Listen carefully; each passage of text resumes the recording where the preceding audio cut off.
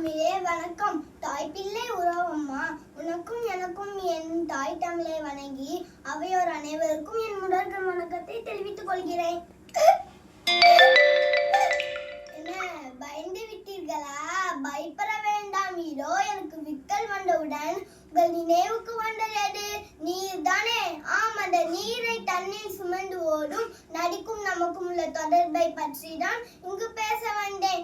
தாய்க்கும் நமக்கும் உள்ள தொப்புள் கொடி உறவெனில் நதிக்கும் நமக்கும் என்ன தொடர்பு? அதுதான் தொண்டை குழி உறவு. நம் தொண்டை குழியில் ஈரம் இருக்கும் வரை நதிக்கும் நமக்கும் உள்ள தொடர்பு மறையாது. மனித குல நாகரிகத்தின் தொட்டில் நதிகள் தானே. சிந்து சமவெளி தொடங்கி நெல் நதி வரை அனைத்து நாகரிகமும் வாழ்ந்தது நதிக்கரையில் தானே. நாம் வாழும் இவ்வாழ்வு அவள் சொல்லிக் கொடுத்ததென்றோ? தாய் தன் உதிரத்தை பாலாக்கி தன் குழந்தையின் பசியை போக்குவதை போல இயற்கை அன்னை தம் குழந்தையின் பசி போக்க சிந்துகின்ற உதிரம்தான் இந்த நதிகள். 2000 மைலுக்கு அப்பால் வாடி தவிக்கும் தன் குழந்தைகளின் நிலையறிந்து படறிய இயற்கை அன்னையின் மடியில் சுரந்த நதி என்னும் பால்மலைகளிலிருந்து குடித்தும் கற்களில் தவழ்ந்தும் உருண்டும் காடுகளை பிளந்தும் கரைகளை மோடியும் ஓடி சென்று தன் பிள்ளைகளின் பசியாற்றுகிறது. அதிலும் தமிழகத்திற்கு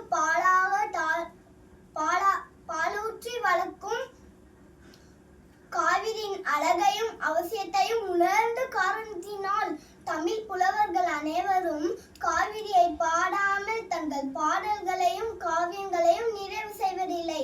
காவிரி என்றுமே தாய்போல் நம்மை காக்கிறது என்பதை வான் பொய்யினும் தான் பொய்யா மலைத்தலை கடற் காவிரி என்று கூறுகிறது பட்டினப்பாலை. தமிழ்நாட்டில் உள்ள மொத்தம் 17 ஆற்றுப்படுகைகள் தான் நம்மை காத்து வாழ வைக்கிறது என்பது பாரதி அன்றே. காவிரி தென்பனை பாலார் தமிழ் கண்டதோர் வைகை பொன்னை நதி மேவி ஆறு பலவோட திருமேனி செழித்த தமிழ்நாடு என்று அழகாக பாடியுள்ளார்.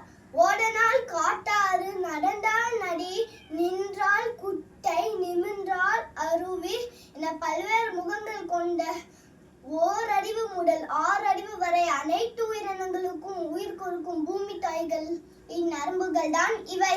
6 அறிவு உனக்கிருந்தால் 6 குளம் காட்டிடுவாய், கடலுக்குள் கலப்படை தடுத்திடுவாய், காலத்தின் கோலமடை புரிந்திடுவாய், புனல் போற்றி அனல் தணிந்து செலுத்திடுவாய், என்றும் நம் உறவை காட்டிடுவாய்.